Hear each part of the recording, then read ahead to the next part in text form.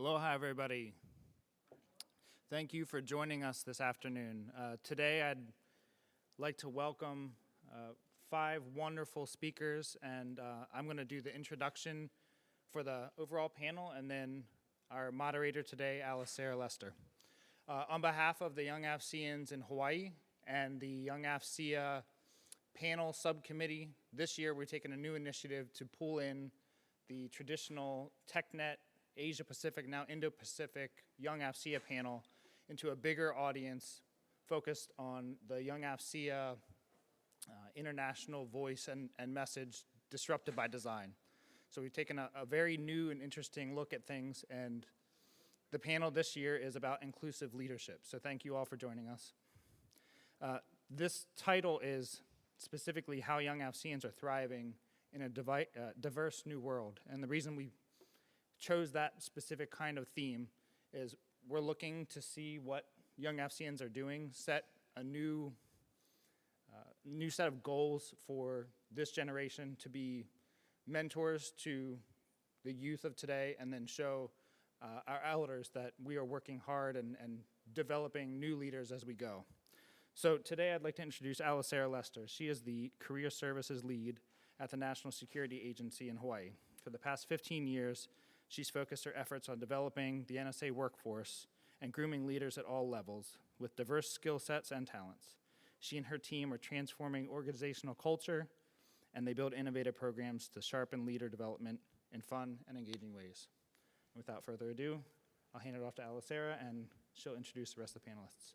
Thank you. Thank you, Brandon.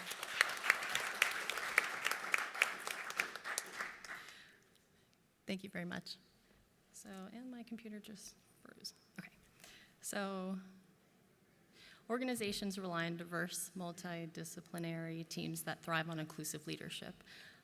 Leadership that assures that all team members are treated respectfully, also fairly, and that are valued, have a sense of belonging, and are confident and inspired. So we're here today with a panel of amazingly talented young AFCEA leaders, and we're going to discuss the Harvard Business Review article, Why Inclusive Leaders Are Good for Organizations and How to Become One. So I'll start off with a few short introductions. I don't know if everyone got a chance to read their bios. They're really, the story behind how we pulled this panel of talent is actually quite amazing, but just come find us after the panel and we can share those stories. Alicia Kelly is currently the Director of Business Development and Capture at Trace Systems, a global company focusing on communications, IT, and cloud and virtualization services and solutions. She works directly with customer and industry partners in order to provide the best value for the warfighter. Alicia also serves as the International Young AFCEAN Co-President and the Deputy Regional VP for the National Capital Region. She enjoys rock climbing, reading, and traveling. Next to her, we have Rachel James. She's an attorney licensed to practice in the state of Hawaii and the U.S. District Court, District of Hawaii. Prior to the practice of law, she worked in both renewable energy research and solar development. Rachel's interests include advocacy for disadvantaged and underrepresented people, paddling, hiking, camping, and hosting gatherings centered on food and fellowship. Her 2 daughters keep her motivated and mindful of the importance of inclusive leadership. Then we have Sharon Woods. She's the Director and Program Manager for the Cloud Computing Program Office in the U.S. Department of Defense, Office of the Chief Information Officer.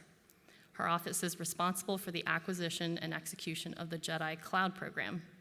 She previously served as the General Counsel for the Defense Digital Service and was an attorney for the U.S. Department of the Navy, specializing in information technology acquisitions.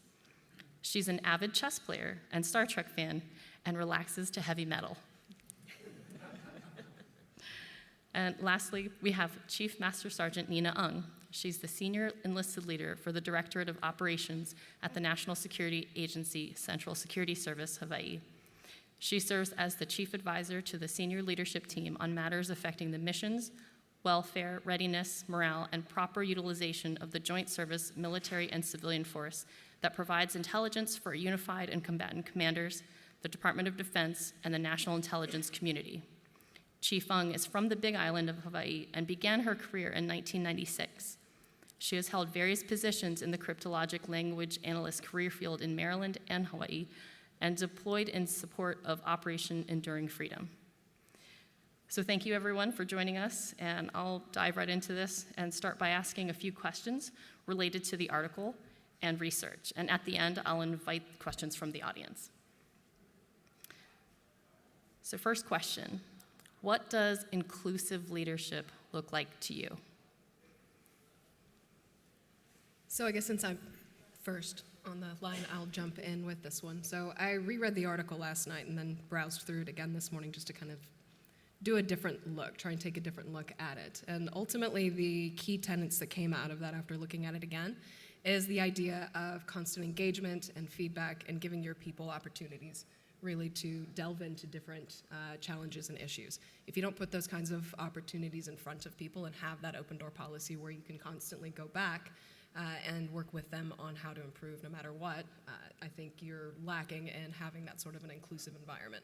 For my career, for my AFCEA environment as well, I've always found that kind of leadership and always tried to emulate that with the people that work for me or around me, just to make sure that it is as inclusive an environment and people aren't worried to speak up or ask questions or disagree, honestly. So open environment, inclusive environment, you can disagree is one of the key pieces of it that's important for me.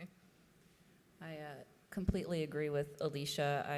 I would call that, for me, it's about empowering the individual. So building the team, looking for diversity of thought, and then for each one of those individuals, empowering them to feel like, just as you said, that they can share those ideas. To me, a meeting where everybody is in agreement means that folks don't feel like they can actually express their opinion, or they're not applying critical thought, or there's a variety of reasons. But to me, a better meeting is when there's healthy tension because people feel like they can speak up and share the diversity of their particular thoughts, and that's how you result in a better outcome, in a better mission. It isn't, in the case, we have a job to do, right? For me, it's not diversity for the sake of diversity. It's we have a mission to meet, and that mission is better served when you do have and encourage diversity of thought. If I can just add to that, there's so much demand on our workforce, whether it's in industry, academia, or government sector, and we're not getting any more resources. So we all know the challenge when it comes to figuring out how to meet our priorities and what we're going to do. So, we all face the same challenges, but to be more innovative and to extend that environment so that we can encourage diversity of thought is very difficult. Just because we don't have the time, right? We're all busy. Diversity of thought means that we need to be able to listen. We need to take in everyone's inputs. And how do we encourage a healthy debate, sometimes argument, especially when we have a lot of alpha dominant personalities in the room?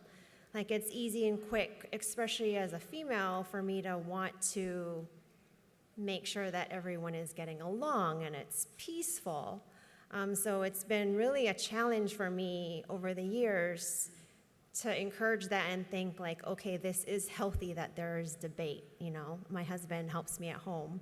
I'm like, all right, debate is good. But yeah, it's a challenge. I don't know that I can add a great deal more. I think my comments are probably a bit simplistic. So I grew up in a family of 6 total, 3 sisters, 4 of us all together. And for me, inclusive leadership was really the way my parents raised us. And having 4 girls, I think people often looked at us as all being alike, and they did a lot of comparison. And my parents worked really hard to make sure that we had individual voices, that they paid attention to what our strengths were as individuals, and tried really not to compare us, but to encourage us to support one another. To do that kind of in our family, but also out in the community, so that people could see our individual talents. And I think taking that into leadership, that same mindset of recognizing who is on your team, what their strengths are, their weaknesses, and I think especially for leaders, inclusive leadership is really taking some time to make sure you develop a competent team and team members that complement one another, not just a whole bunch of people who do the same thing the same way. So. Great, thank you.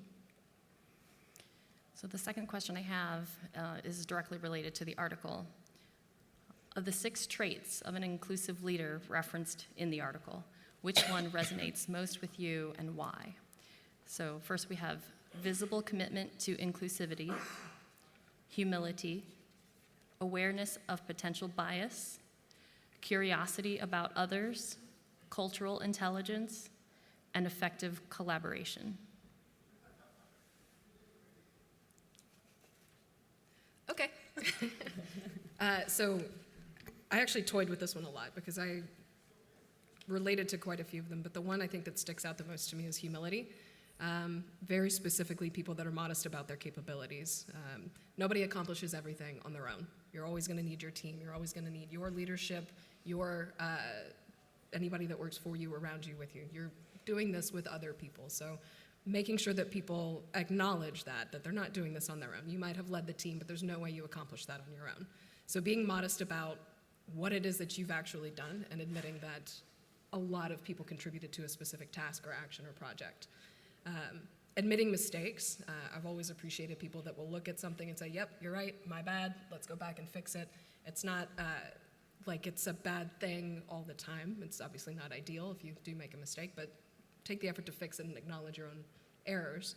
And then the last piece of it was creating space for contribution. It kind of goes back to, I think, what a couple of us have touched on, which is having an open and collaborative environment and that diversity of thought, as Sharon said. Yeah, for me, it's commitment, and really that commitment to the idea of diversity of thought. So, and faced with the challenge of setting up a new office and selecting, folks to form that office. And it's funny, for whatever reason, recently I've watched a whole bunch of sports movies, and you look at the way different baseball teams or football teams are constructed, and some teams make the choice to hire the best person in that particular role, and so they have a whole bunch of superstars. And then other folks, for instance, when Bryce Harper went on, and then you have the Nats, but there's different group of people that come together, and they are the right people in that team. And it doesn't necessarily mean that they're the best person writ large for that job. They are the best person for that particular team. And collectively, it's that diversity of ideas that makes the sum of the team more than their individual contributions. And to me, that is what I am looking to achieve. And when you do that, it creates healthy tension and conflict and the debates that you absolutely need. And you're looking to, kind of like some of those sports teams, do something that no one would have predicted based on the particular traits of any one individual. But collectively, you do something that's just incredible, and it almost has people kind of scratching their heads. And to me, something like that is indicative of inclusive leadership. My poor husband, he's from Virginia, and so we move away from Virginia, and all of his teams win. So he thinks he was bad luck.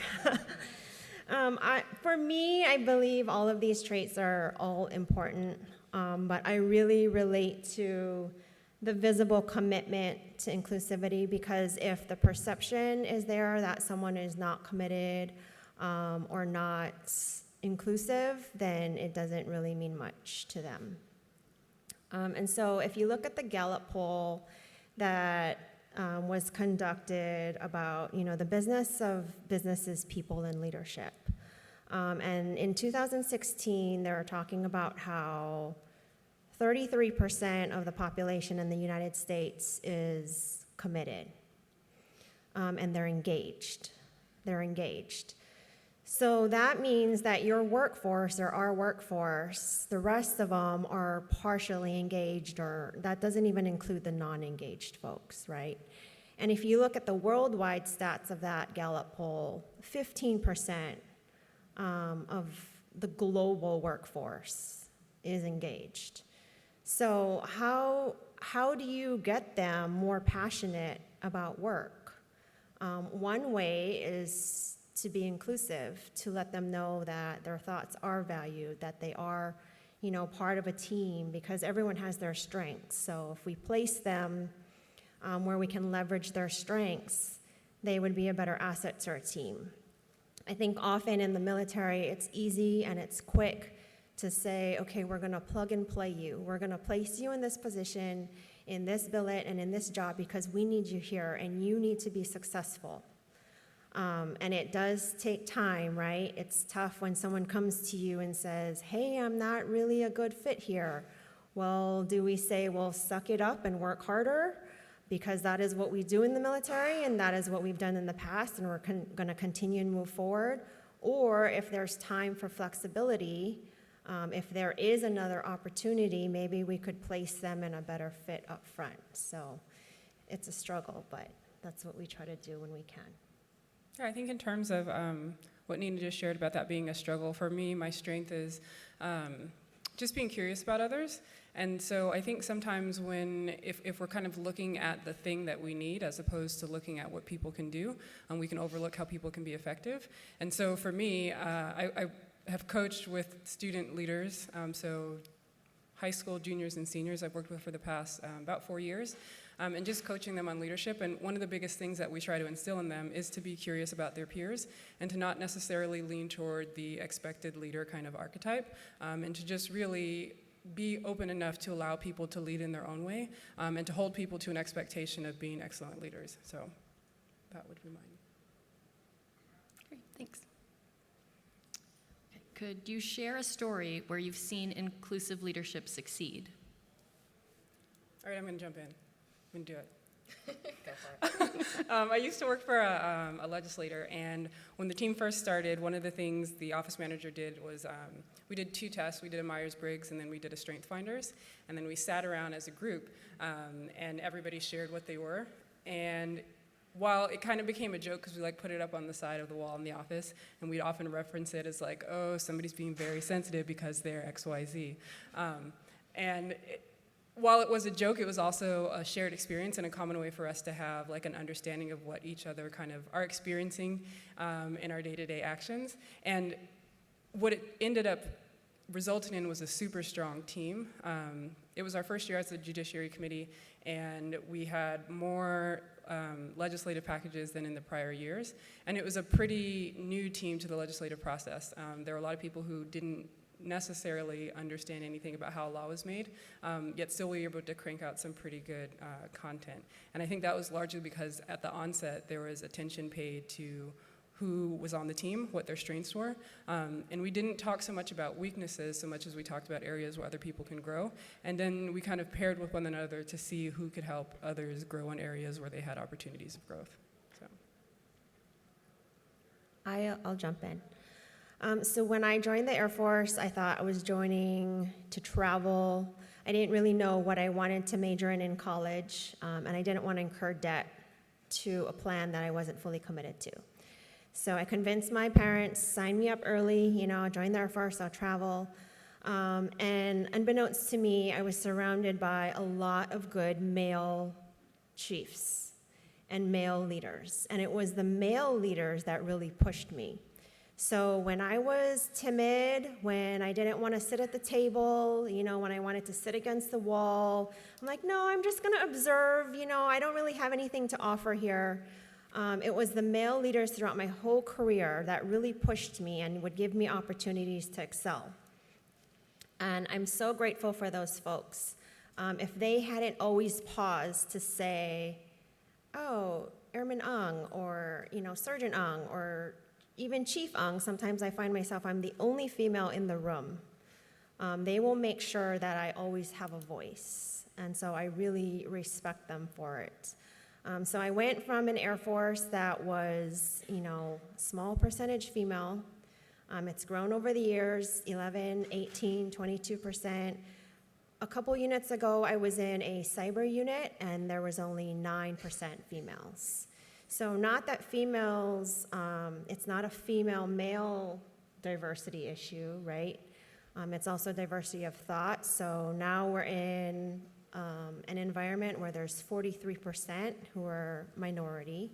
And so I don't feel that at all. Maybe it's because I grew up in Hawaii and we've always been a mixed pot, right? Since elementary school, throughout my whole school years growing up. But I've just carried that open-mindedness wherever I've been, and I think people are good at mirroring that. One small comment, and then I actually will tell the story that I wrote down. I grew up in North Louisiana, there is no diversity of thought. There's no diversity of ethnicity. There's very little. I'm being a little bit exaggerating. I love, for the most part, the area that I'm from, but diversity was something that I did not experience until I moved to DC. And it's been a fantastic change of pace. I've been there for 7 or 8 years now. So being able to see the multitude of different cultures and diversity of thought is going to come up again. But hearing what other people think about things is wildly important and a huge part of my life at this point. So the actual story that I wrote down, he doesn't know I'm going to bring this up, and it is not a sales pitch for AFCEA. But the first thing that I honestly thought about is General Shea. I've been in the room for business meetings and in leadership positions within AFCEA for about 4 years. And the first time that I came out to AFCEA West, sat in on the business meetings for the Young AFCEAN Advisory Council, General Shea said 2 things that always stuck with me. We can't be in a room full of people that look like me, and break China. And I've taken both of those pretty much to heart and have continued to try and advance, at least on the AFCEA side, and then applying that to my day job.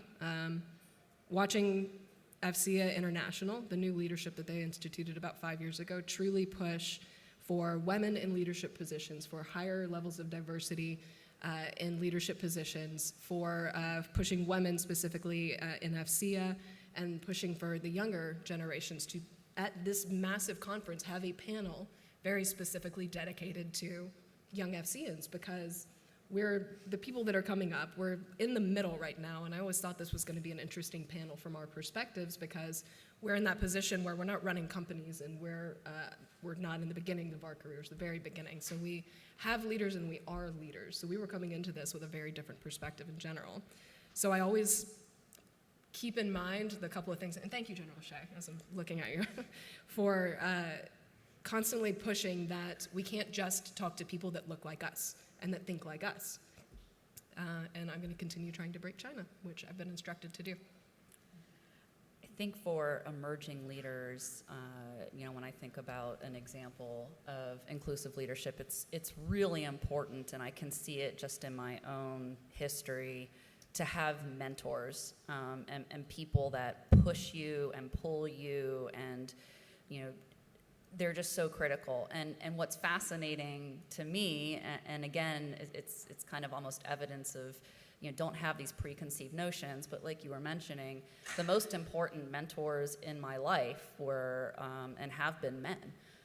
And it was when I was a very young attorney, and the SES that, was kind of my boss's boss's boss's boss, he pulled me into something that, based on my years of experience, based on just my basic, demographic, wasn't necessarily expected. And certainly when I looked around the room, I did not look like everybody else in the room, but he saw me, saw something, and gave me that chance. And then from then on out, he really continued pushing me and talking to me about different opportunities, and that persisted throughout my career. I think that that's something that made a really, really big difference in my career, and I just would say for people that do have more experience, do not underestimate the impact that you can have, even in just a moment of inspiring somebody that you can just see it. They have potential. They may have a long way to go, but to inspire them, you have no idea what could happen in 5 or 10 years, and it could begin with that very small moment. Great, thank you. What obstacles have you faced as a leader? So I have a great story. So it hasn't all been roses and sunshine. I think learning how to take some of the licks is really important. This was definitely an instance where it was difficult. So I was kind of an up-and-comer, and like I mentioned, I had this incredible mentor, and he really, kind of put me out front. And at some point, he kind of took off the training wheels and let me go. And I was in this meeting, and I'll say it was a Navy captain. I won't say who, but we were going around and talking, and there was some healthy tension edging on perhaps too intense a debate around a particular issue, and I had a particular position. And it was just so interesting to see how he interacted with other folks in the room, and at one point told me to use the thing between my ears. And I was just so shocked, but that was the way he dealt with it, I guess. But for me, the takeaway was I just didn't back down. And at some point, I actually, kind of established respect and professionalism with him. But it really can take persistence when you're the person who doesn't feel like, your opinion is empowered or, wanted to be inclusive. And so that was an important lesson to me, because I think we all have a lot of unconscious bias, and it's very easy to exclude people, whether you mean it or not. And we all have kind of our different upbringings and things that we've been taught, and you just don't even realize sometimes how you marginalize people. So I just didn't take it personally. I think more often than not, it's not a personal issue, but it was just an important lesson for me. And tagging onto that, actually, my current boss, my CEO, Otto, actually sponsored me to go to a leadership development program. And one of the things you just said reminded me of it very specifically. When I went into that, I definitely didn't understand what obstacles I was actually facing. I didn't understand a lot of things until someone looked at me dead in the face and said, no, you don't get it yet. You have to look at things in different perspectives. One of the key pieces from that class, though, that I've taken with me that I think is one of the bigger obstacles I've faced personally is intent versus impact. Meaning whatever you intended to happen isn't necessarily the way that someone else is going to take it and react to it. The impact to them is not the same as what you intended. So before you do take an action, if you have the opportunity, step back. How is this going to actually impact other people that you're working with? Or what are the longer term repercussions, and how do I mitigate that? How do I adjust fire in order to actually approach a situation from the most efficient way? So I'll tack on another story, because I have all kinds of fun stories about this. So another instance, and this is just, we have a long way to go, but, and actually this didn't happen too long ago. I was in a meeting, a really important discussion, and it was supposed to be a back and forth discussion. And it was just, one of those times where, you're trying to talk, and you kind of consistently, someone is talking over you and clearly not really wanting to hear what you have to say. And it's kind of terrible, but I actually leaned over to a male colleague to tell him what I wanted to be said. And when he made the comment, he got the floor and made the point. And I would try periodically to do it myself, and it was just impossible, kind of given the particular participants and the tone in the room. And that has happened. That was within the last 18 months. So I guess my point with that, though, is when I look at inclusive leadership and I think about diversity of thought, the one thing that unifies us is mission. And that's in my office, that's what I champion. You check rank and ego at the door, because what unifies us is mission. And in that instant, even though I was pissed off beyond belief and I could not believe it was that blatant, at the end of the day, what was more important to me was making the point, because in that moment, I felt like my opinion was that important. Was it a shitty situation? Sure, but mission matters, and I think that that's important to keep in mind. To me, that is the goal, and I truly believe, and this is going back to commitment, the diversity of thought achieves the mission better. That's so surprising, though, because you have such a good presence. If someone speaks timidly or is quiet, is soft-spoken, is shorter, it's easy to be overlooked. Especially when you're standing in a room and I'm, 5'2", and guys with louder voices are 2-3 heads taller than me. I could see that, but it's just very surprising. Yeah. We've had to overcome a lot of things, right? So my culture growing up, my mom's side's Okinawan, my dad's side's Chinese. I'm 4th generation here. But we've always been taught, you let everyone else speak first. You are very humble. You just make sure everyone else is comfortable. And I've had to learn how to change my voice or end things with a period rather than I still want to raise it, right? Everyone in my family talks like that too. It's not a question, it's just how you talk, right? So just the little things that we've had to overcome that make a big difference. But I would say the first thing that happens when I join a new team often, and rank aside, sometimes rank definitely helps for me, is that based on my appearance, and this may be a personal bias of mine, I don't even know if it's true, I feel like I have to earn the respect of the team. Maybe it's because they don't know my background or they don't know my experience. But I usually don't try to prove myself immediately because it just seems like it's exhausting, right? So I just work hard, put my head down, I tackle things, I make things happen, and gradually over time, sometimes quicker than others, people learn to trust me and respect me. And then that is when they ask for my opinion. I get pulled into working groups. And this is not my rank now, this is over the course of my entire career. And I've just, I guess, gotten tough skin and not let that affect me personally. I don't think that, I'm diminished in any way, I just keep working hard. And that's been how I've been successful. I think my biggest obstacle is patience. So I'm not a super patient person. And I'm particularly less patient with people when I feel like they should know things already. But as I say that, I realize that we don't all know the same thing, and I accept that. But in terms of stories, when Sharon was sharing her story, it reminded me similarly of when I was in a meeting, and I hadn't said anything for a good number of hours, actually. And I remember thinking, I know the answer already. I wish that they would just shut up so that I could just say it and we could end this thing. But anyways, I didn't say that. What I did say when I finally did speak was a little bit it was a little more angry than I meant it to come across, but it's because I had sat there for 2 hours and not said anything. And so my lesson in that, and the lesson that I learned as well as the lesson that my boss shared with me, was had I not known you and respected you, I'd have told you to shut the hell up. But I could see it in his eyes that he wanted me to shut the hell up. But I also was you should have shut the hell up in the first place, that I wouldn't have to sit there for 2 hours and waited to say something. Nonetheless, I think in me being patient and learning when to speak, often it's that I need to be patient with other people and getting to the answer. And it's not necessarily that I have the right answer or that I got there quickest. Often it might be because I'm the subject matter expert and I have an idea of where they're going. And it just takes them a little longer to get there because they're not as familiar.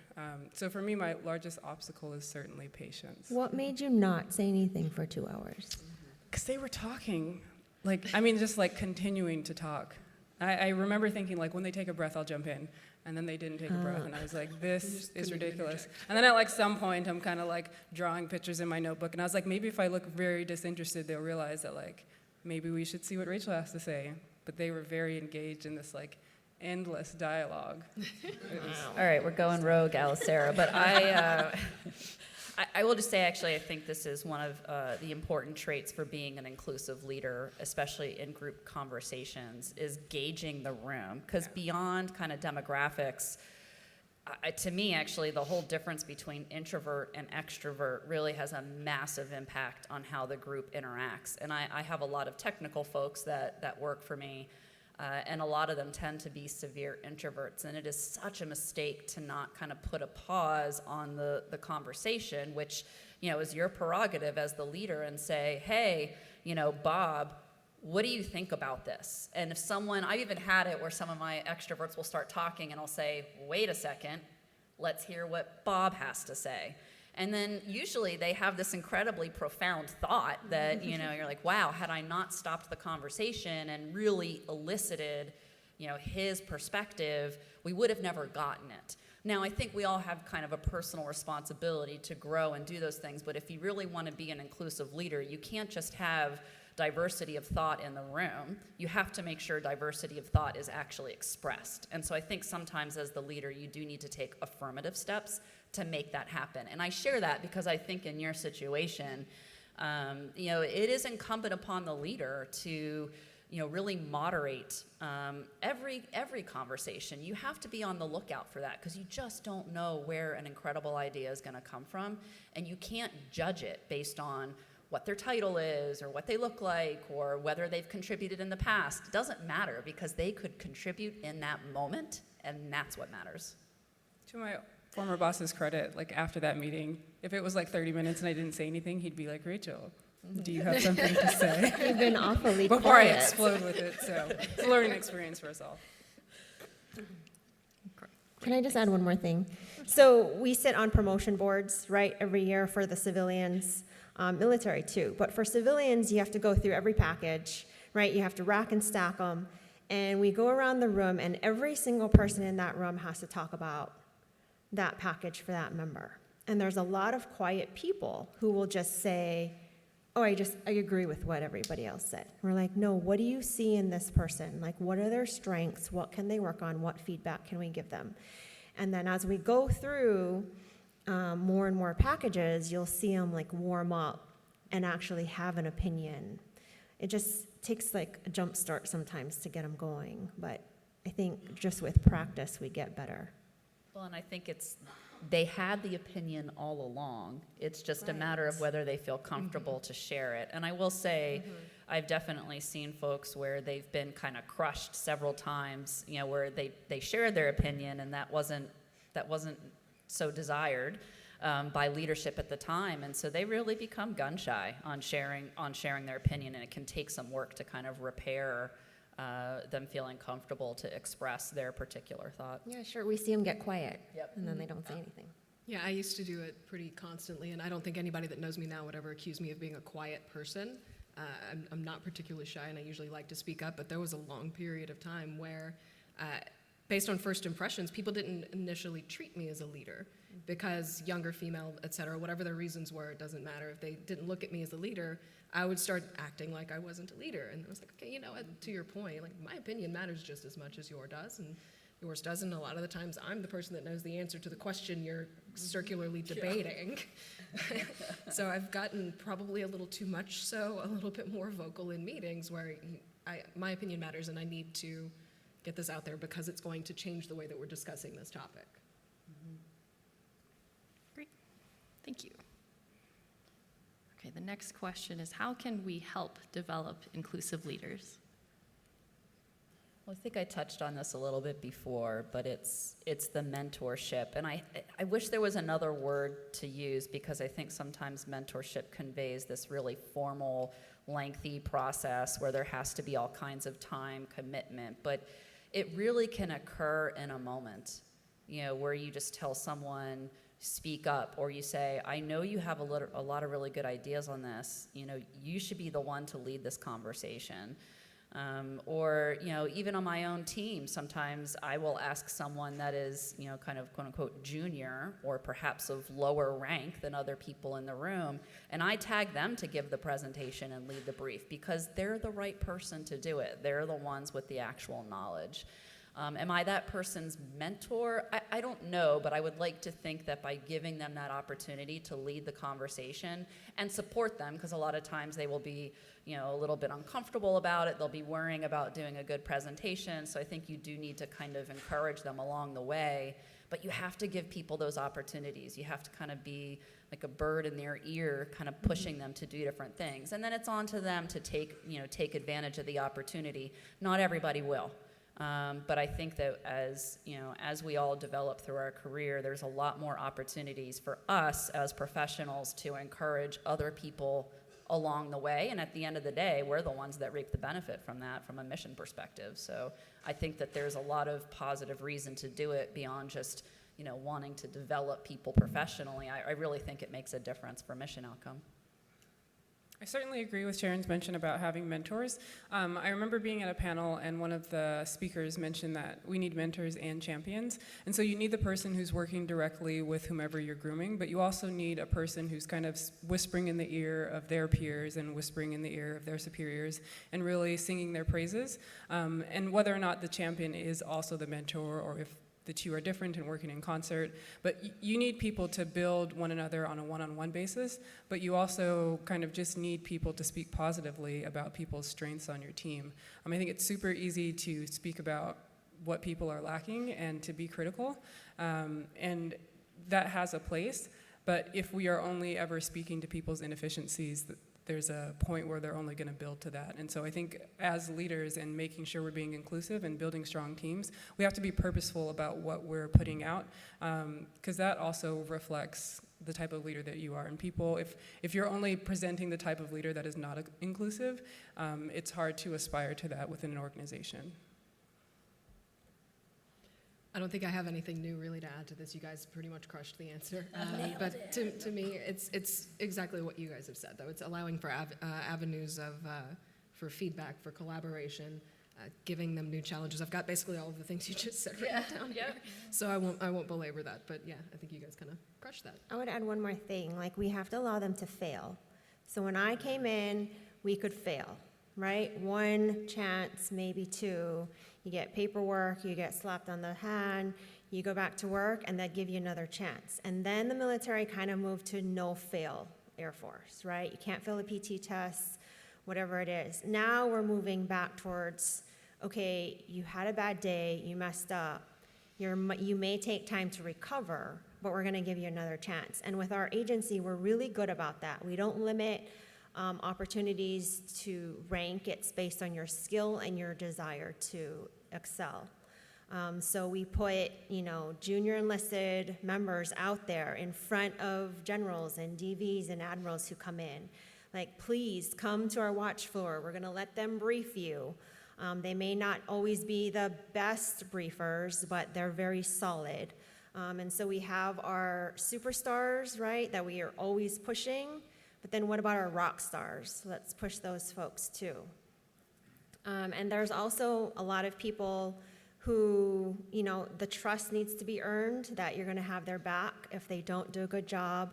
But I always like to compare it to data scientists. So our data scientists are throwing like tons of ideas on the wall, right? And if one out of maybe 200, 500, if one idea sticks, then that's a success to them.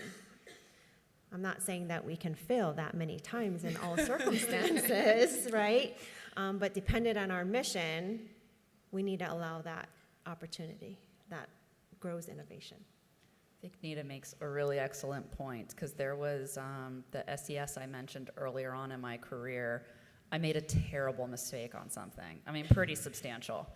And he could have absolutely fed me to the wolves. Like, that's because it reflected badly on the organization. It was that kind of mistake because it had secretariat level attention. And he didn't. I mean, he didn't pretend I wasn't involved. I mean, but he took the hit as an organization, and he very easily could have shied away from involving me at that level again. But he didn't. And frankly, he didn't give me time to recover or lick my wounds. There was a lot to get done, and so he immediately pinged me with another challenge. We talked through kind of the lesson learned there, and what I learned there is that there's trust, but you got to validate that information. So I made a mistake there. I learned that one the hard way.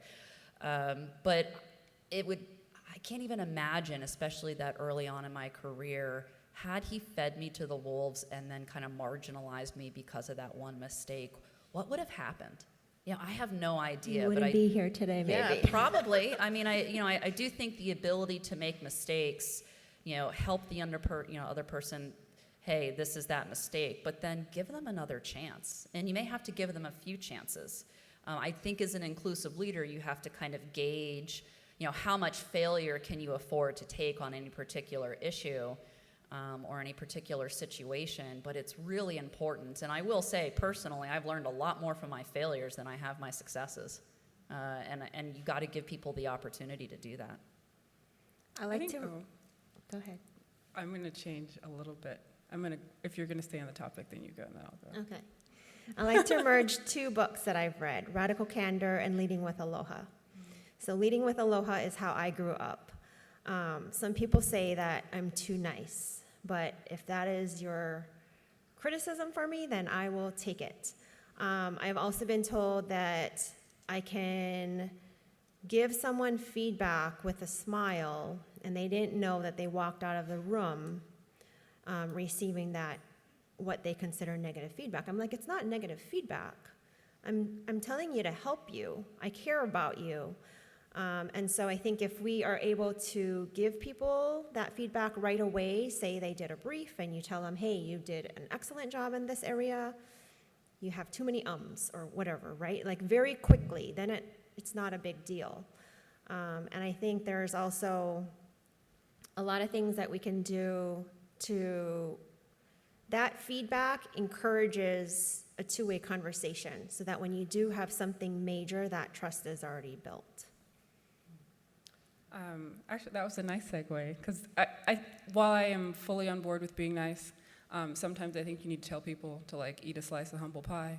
And so I think you can have people in organizations who feel like they should be leading, and I think an inclusive leader is one who will stand up, and it doesn't necessarily have to be adversarial, but who will take the initiative to have people stand down. And that certainly can be done with aloha, and that can be done kindly, but I think it needs to be done concretely and assertively, because you have people who will lead organizations because somebody told them to, or because they wear a rank that makes them think they should be leading in the way that they are, and they really need to step down. So I think having leaders who are able to take that stand is super important. Well, I think we also don't want to hurt people's feelings, right? Like, how many times has a male leader come up to me and asked me, oh, can you please address that female, like her hair or whatever she's doing? I'm like, why can't you talk to her? You can talk to her just like I can talk to her. I mean, just encouraging that it's okay to give them feedback. Just care about the person before you tell them something very blunt. Yes. Right. Okay. The next question I have is, or it's really a request. What, if any, advice would you pass on to emerging leaders? Top of my list is keyed in with a lot of the things they've already said. Don't be afraid to mess up. And we also have to have that allowance for making a few mistakes. You do learn from your mistakes. As long as you're not doing anything unethical, then don't be afraid to mess up. The other part, this is very important for me. It's your job is to advance the people on your team and the people that are around you in any way that you can. So don't worry about if you're making yourself obsolete. That's kind of your job. You're supposed to build your team up to replace you, cover down for you. You have to give them all of the capabilities and all of the tools that you possibly can in order for them to be successful, because that's what makes you successful. There's nothing worse than someone that is trying to like push back or hold down their employees or their direct reports because they're concerned that they're going to lose control or responsibility. You kind of should. You have to be able to delegate down and really push your team to learn everything that you already know, because otherwise, how are they going to advance? Yeah, I think advice that I've been given, and also that I would share with others, is just that while I think we like to say things like everyone can be a leader, not everyone wants to. And I think it's okay to not want to be a leader. And I think sometimes we get wrapped up in conversations about how people just kind of really need to step into their leadership personality, and like we need to support them in that. And I think that's a healthy thing to do. But I think in that same kind of push and optimism and excitement to lead people, we have to accept that not everybody is in that place and still have them feel like they're a valuable contributor to the team. I think sometimes when, I have been in organizations where I'm not particularly keen on leading, but have been kind of forced to be in that position.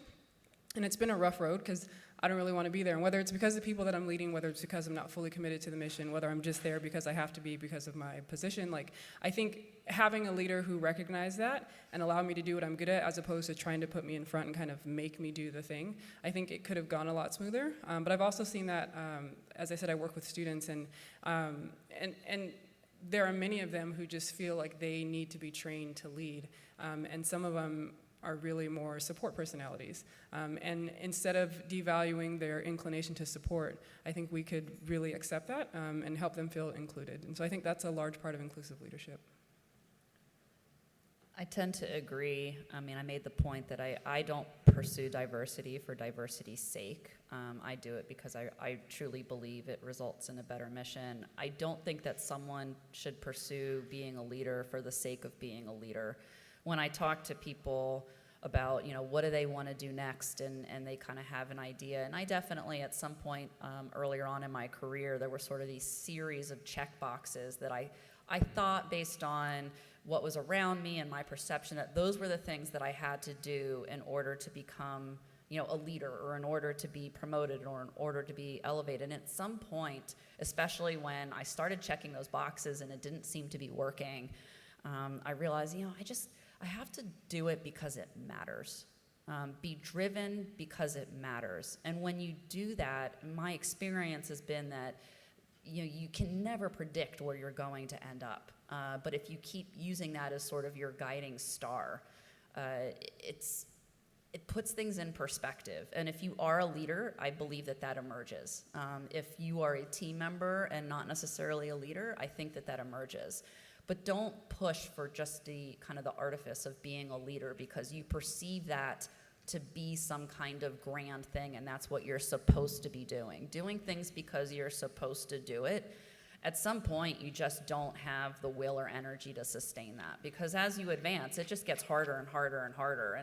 And unless it's because I care so much about the mission that I do this job. And if it weren't for that, I couldn't do this. And so I think it's really less focus on checking boxes and more focus on doing something because it drives you, it sustains you, it matters to you.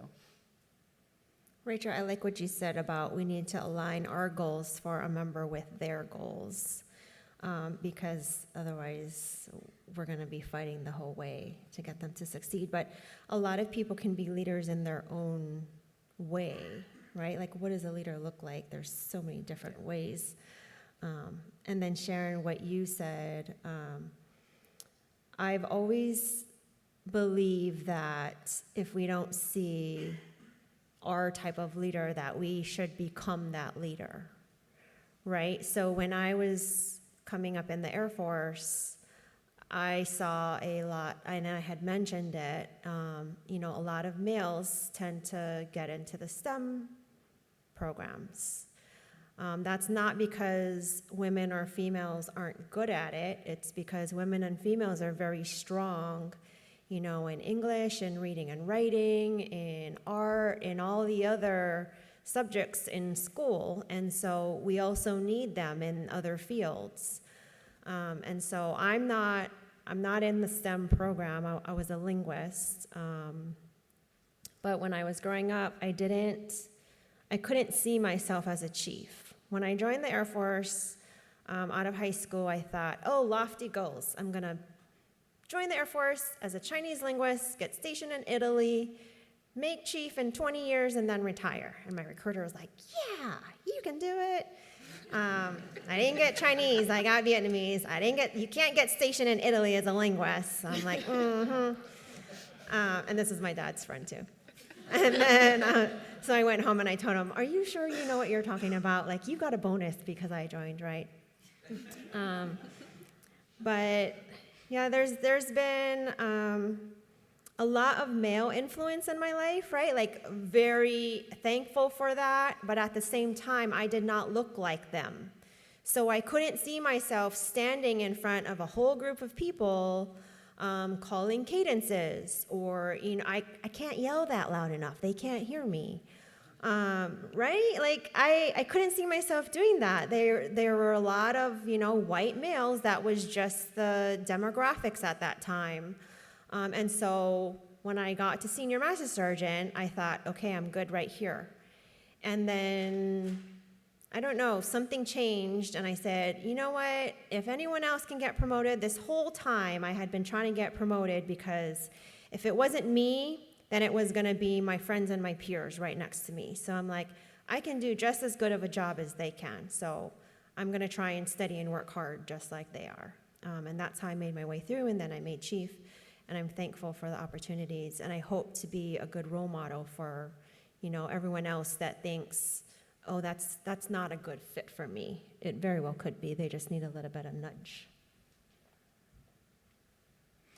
So as a moderator, I don't typically do this, but I do want to share a piece of advice I would give to emerging leaders. And it would be to really encourage folks to understand who you are as an individual. Growing up, I've naturally been inclined to be a leader in whatever it is, whether it's, getting a bunch of 10-year-olds to go to the playground and we're going to play this game today. Can we take a vote? Yes. No? Okay. All right. We'll do that next. And that's really played out through my entire career and life. And it's funny because leading through influence has been so much more comfortable for me. And when I was put into my first supervisory position, so, positional leadership role, I started to behave differently. And someone gave me the best advice ever and said, Alisara, you're really awesome at being you, so why would you try to lead in any other way?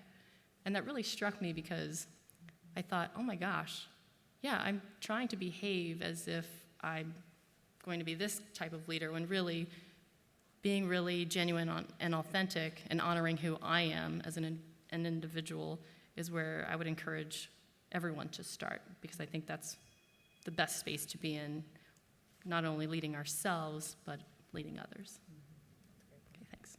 I love that the Chiefs group is very open, right? Like when we make chief now, they tell you, you've been promoted because of who you've been all along and what you've been doing all along. So don't change the type of leader you are. Continue to be that person.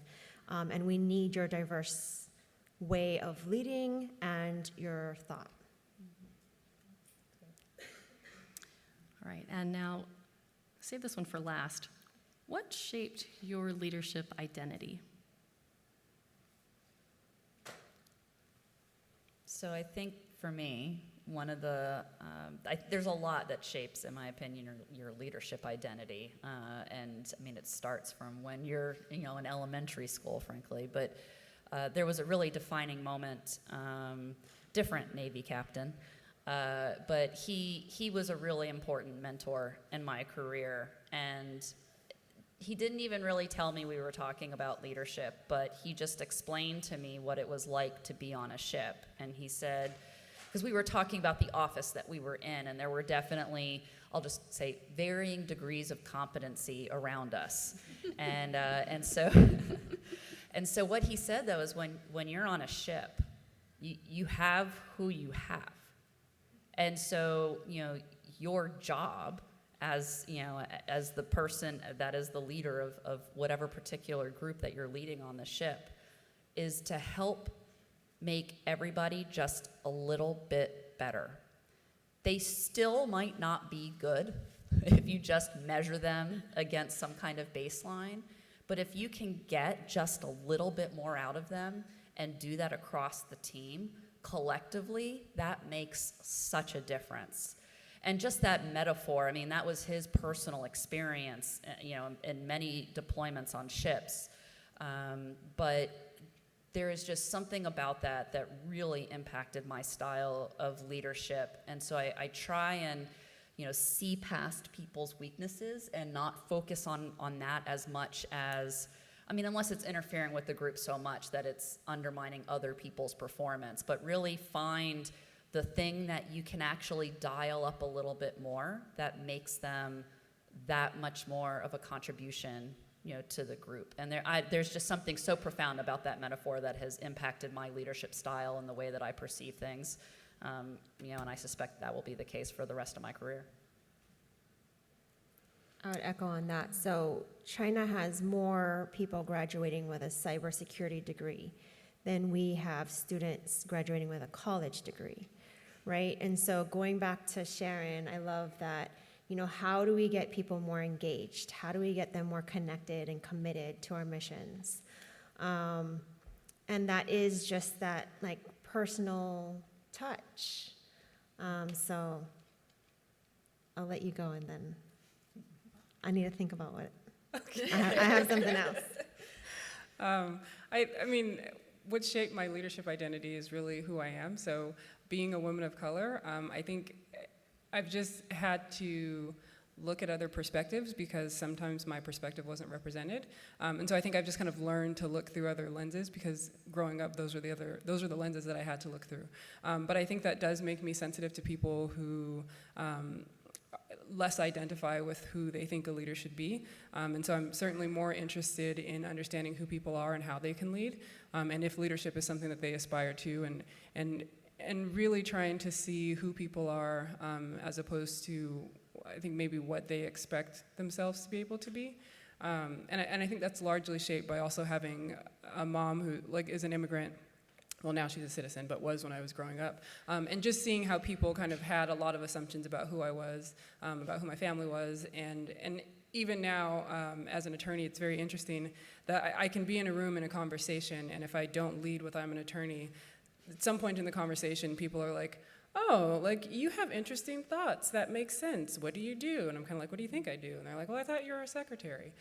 So it's always like it's a humbling experience, but it also just keeps me keenly aware of, like, some people will only see some things, and it makes me mindful of making sure I'm not that person.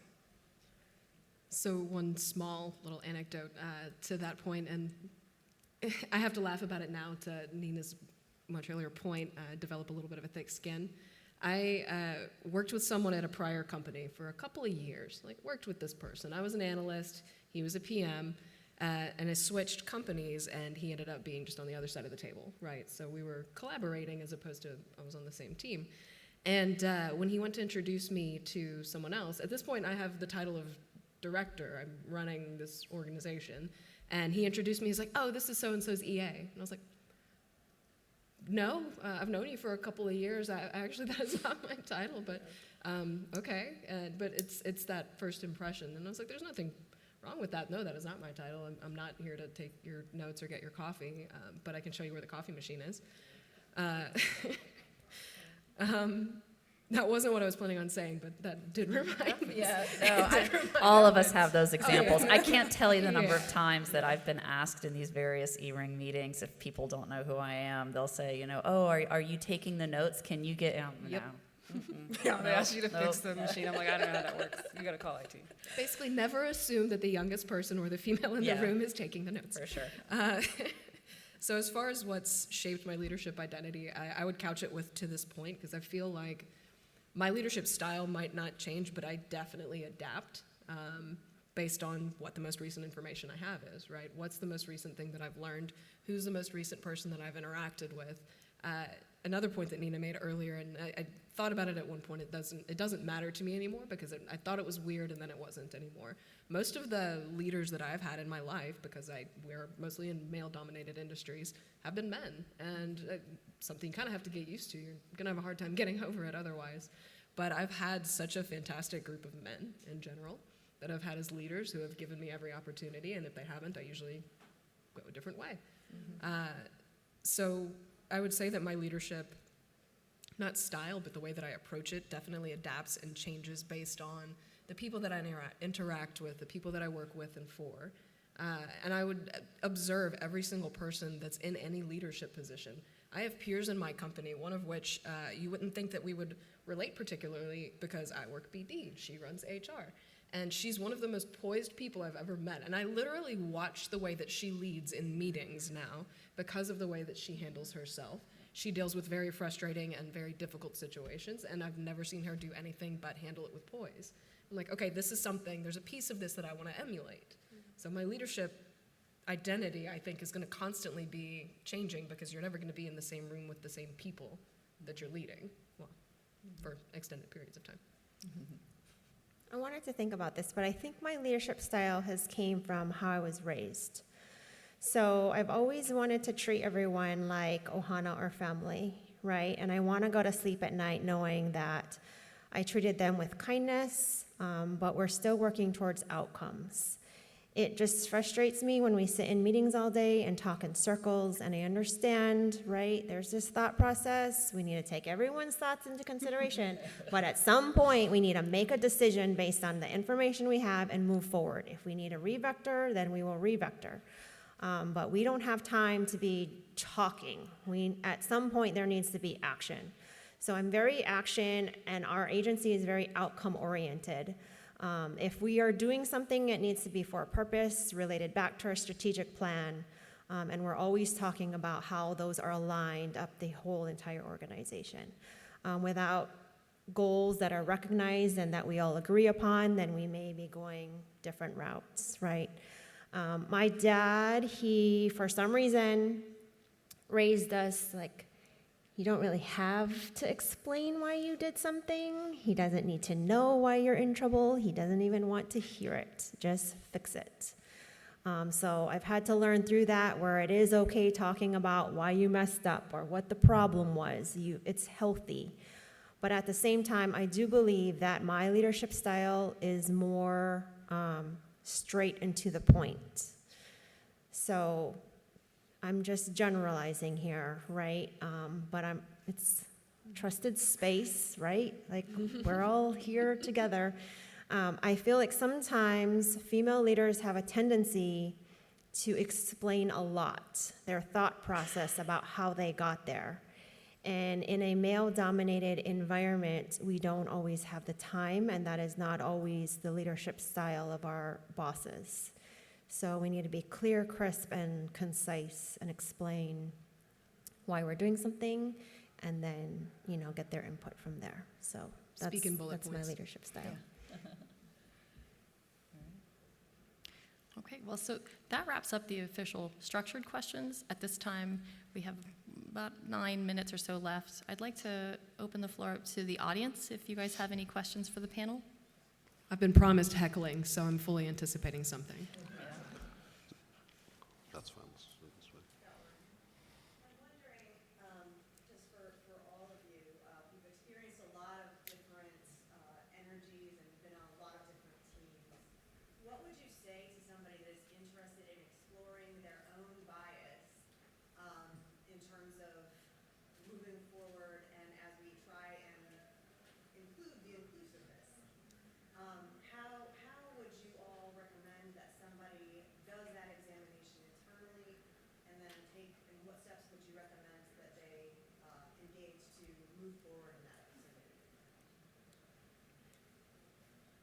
That's a tough one because unconscious bias by its definition means that you're not aware of it. To me, there's an indicator, and then the way that I work through it is by people that I trust enough to actually be vulnerable with. So whenever I'm in a situation, and we all have this, where there's a little voice inside us that is uncomfortable with something that happened, something that you did, you don't even necessarily know why, you just know walking away from that situation, you're not happy about it. I feel like that's an indication that something happened, and a lot of it is unconscious, and you're not sure where it comes from. And so that's when I go to, the people that I really trust to be vulnerable with, and I explain to them what happened.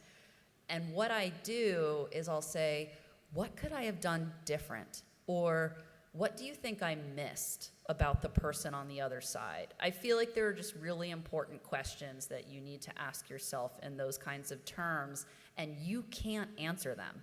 That's the whole point, is because it's unconscious, and you need the other person to answer from their perspective, and then it can begin to have a conversation. But trust is really important. You have to be willing to be vulnerable, and you have to be willing to be quote unquote wrong. And you have to be willing to hear that, and the other person has to trust that you will in fact listen without some kind of retribution. Even if it's just one person, that's just so important. But listen, whenever there's that little thing that makes you uncomfortable, there's something going on in your brain that is just, you're not sure what it is, but it's bothering you. And I think that's when you really need to reach out to somebody and kind of have that sounding board. I certainly echo Sharon's point. I have a friend who we have this high trust relationship, and one of the things we get in deep, long, drawn out conversations about is he does this thing where he kind of is like, I'm okay. I will call it moral licensing, where we talk about race and ethnicity, and he will say that he is colorblind. And I share with him that that isn't something you should hang your hat on, because if you're colorblind, you're not really seeing people for who they are, because who we are ethnically and racially is it's a piece of our composition. And so if you kind of wipe that away, you're just wiping away a piece of who people are. But I think being able to have that open and honest dialogue with one another, and for me to be able to challenge that perspective, and for him to be able to challenge why I'm challenging him, and to really kind of push against that moral licensing, which we all do. We kind of get in a space where we say we're comfortable, and maybe that little voice that makes us uncomfortable, we kind of shoo it away and say, well, we're really good in this other place, so I'll just reside here where it still feels comfortable, and I'm just going to go hard in this area where I'm good already. I think we have to be willing to play a little bit more in that uncomfortable space, but it certainly is benefited by having trustworthy people to speak with.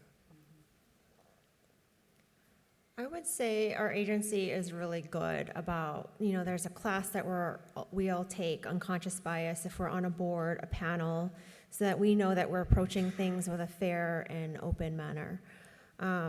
it's really interesting because I grew up in Hawaii and there's a lot of diversity here already, but at the same time, there isn't. You know, we're far from the mainland, we're far from Europe. And so sometimes I will see someone and I'll expect them, which I shouldn't, but I automatically do, to have a certain thought or speak a certain way, and they'll talk to me and they'll have an accent. You know, or I'm like, oh, you're from England, you know, or you're from Australia. And I'll stop myself and remind myself, like, that is an unconscious bias. Like, you expected them to be from a certain region or an area and have a certain perspective, and they can have any perspective they want. You know, we all had different experiences growing up that formed who we are today. So I'll just kind of check myself. Ditto. Do we have any other questions from the audience for the panel? What kind of creative ways have you seen to bridge the gap between generations within a team, right? Okay, Boomer's pretty popular right now. So, have you seen that come together? So I'd like to think that I'm an inclusive leader. That's something that I don't target based on, as I think I've said this before, based on, you know, kind of demographics. I'm looking for diversity of thought, and I think one of the areas where there is significant diversity of thought is age. And it's not because of the age specifically so much as what was happening around you at the time that you were growing up and formed so many of your ideals and thoughts. And so on the team that we've been creating, we have people that are 25 and we have people that are almost 65. And one of the things that I think enables us to overcome some of the perceived boundaries between different generations is that we work in an open, collaborative space. There's a lot of reasons why we do that, but I really believe office walls, office doors, even the cubicles with the kind of the half-high, there's something there that creates the physical boundary has such an impact on the way you perceive things. When you have a table that's like this, and every single person at that table is, you know, different than you and specific to your question, a different generation, it's really hard to ignore people that are literally 4 inches away from you. And so you begin to have conversations that you wouldn't have otherwise. Even the way that you joke is different across generations. And so it just becomes this melting pot at that table. And I think, you know, to me, kind of allowing people to removing the physical boundaries so that people just organically start interacting on their own, to me, that's a really important way of trying to kind of break across the different generational boundaries. Another piece of it that I would add on to that is I really do. I hate the word millennial. I hate grouping. I hate the concept of grouping massive amounts of people into this. You were born between 1981 and 1999, I guess. You were born between these years, therefore you think the same. You do not. And I actually caught myself using the term boomer the other day. I was like, okay, well now I'm doing literally the exact same thing I keep saying that I really dislike. It's not going to be groundbreaking or creative, I guess, to your question initially, but be cautious of using those massive grouping terms, because very rarely are they going to be true. Not all people between the ages of 25 and 40 think the same, and you're not going to get the same story at any point. There shouldn't be that kind of division of we've got boomers, we've got millennials. We need to make sure that they're working together somehow and find a creative solution. Collaborative spaces are fantastic. I do love being able to work as close as possible to a group of people. I have a collaborative space from my office just with my small team, and I think it's a fantastic way to get new ideas because you're constantly in contact with each other, basically, and it's not out of the blue, or it could be out of the blue, where someone's just like, hey, did you read this article? Did you read this part right here? It actually says 98% of protests don't work.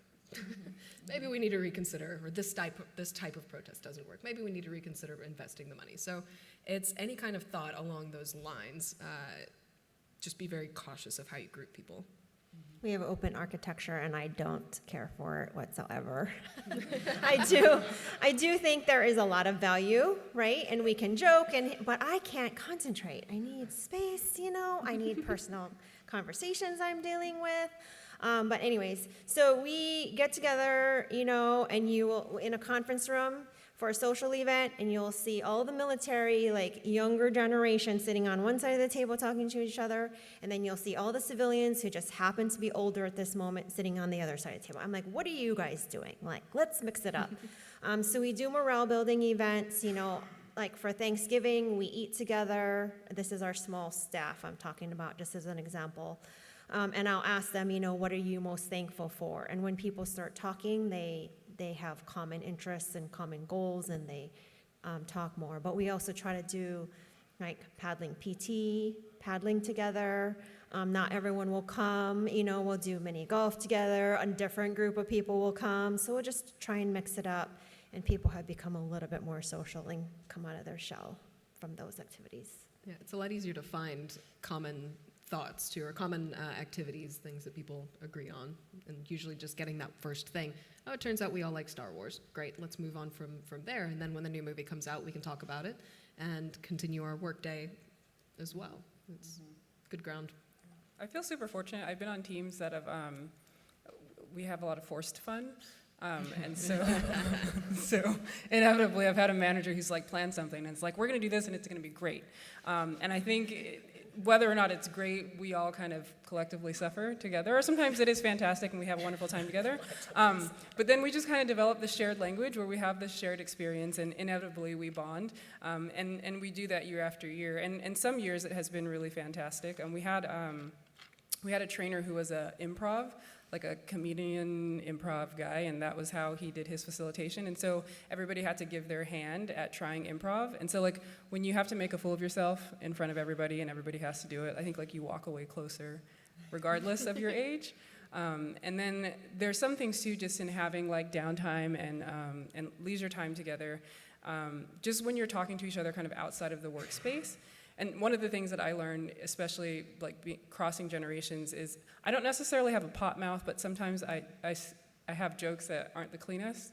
And I had said things out loud that like I didn't really consider being offensive to an older generation who maybe weren't necessarily used to women speaking that way. And so in one of those leisure times, I let out something about having a brass pair, and the older gentleman was just like I can't believe you said that. Like, I can't, and not like in the like, I can't believe you said that. We're like bumping elbows and laughing. He was like truly disgusted. And so for me, I was like, wow, like that probably wouldn't have entered. I mean, I certainly wouldn't have said it in front of my dad, but I still think like there was a moment there where I was like, right, like we come from different experiences, and I should probably be a little bit more mindful. I also watched the like sex discrimination and like uncomfortable thing video. But then that became like a running joke in the office though, like Rachel, go watch the video again. So shared experiences and we grew from it, but yeah. Fantastic. Well, thank you so much, everyone. We are just out of time, so while I would love to stay here for another hour and field more questions, we know you probably have other events to get to as well. We give our panel a round of applause.